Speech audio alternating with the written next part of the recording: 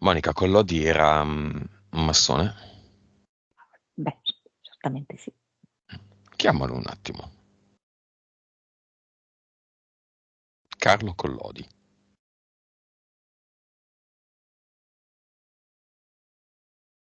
Ti ha parlato di Pinocchio. Mm.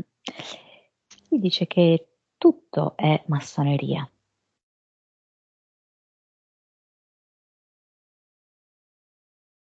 però mi fa vedere che sopra la massoneria esiste una specie di cupola, non cupola, bianca, che è poi la sorgente. Che il gioco è anche questo, di infiltrare la massoneria ovunque, in qualunque ambito.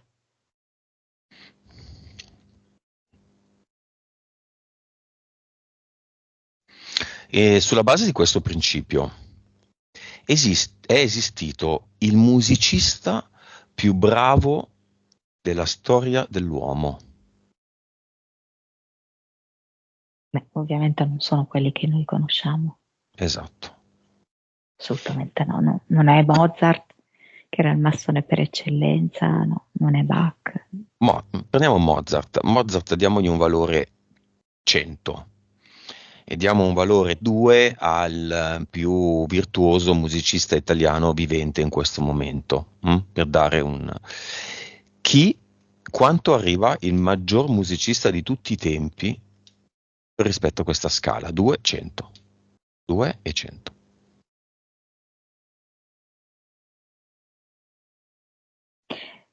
Ma c'è chi anche supera il 100, eh? Mhm. Sì, sì, sì, dovrebbe superarlo se era migliore di Mozart.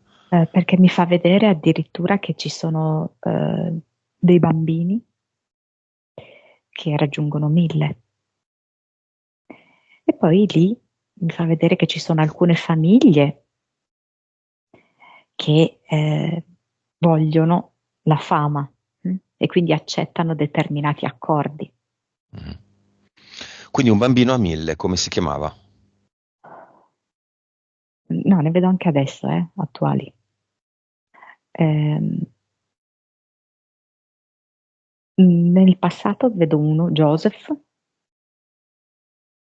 sembra israeliano. Ehm, Fu contattato da massoneria varia. Mi fa vedere tipo che è cresciuto in una specie di collegio, di istituzione, Mhm. e che era capitato per caso, tipo in una chiesa, ha iniziato a suonare l'organo, ha sorpreso tutti. E- Però poi in realtà è rimasto dentro la chiesa, questo, a suonare eh, le solite cose banali, no? Per la chiesa. Ehm, Poi invece una bambina, ragazza, qua me la fa vedere ragazza, avrà 12 anni. Lì la madre tipo l'ha proprio, come dirti, venduta per poterle far fare concerti in tutto il mondo, in un'orchestra prima e poi come solista pianista. Collodi dov'è, Monica?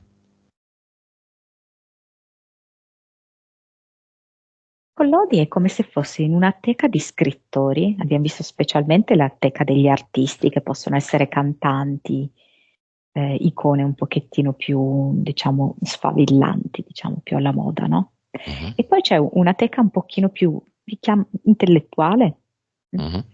Di musica classica piuttosto che di scrittori che hanno fatto degli importanti patti con certe entità, perché poi alla fine la questione è questa, no? Non è la massoneria in sé per sé, ma è Mhm. l'entità a cui si rivolge. Va bene, E chiudiamo quindi è qua dentro questa teca. la parentesi, però prima lasciamo un ricordino sulla toica di Collodi da writer, no? Con un pennarello Eternum rosso ci disegno un bel cuore,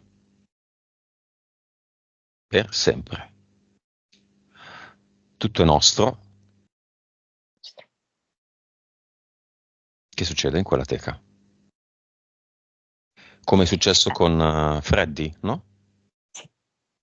Mhm. Con Lodi dice, io lo so, e io l'ho raccontato. A Pinocchio sorge il cuore, non ce l'aveva. Io lo so, l'ho raccontato. E il tempo è questo, però.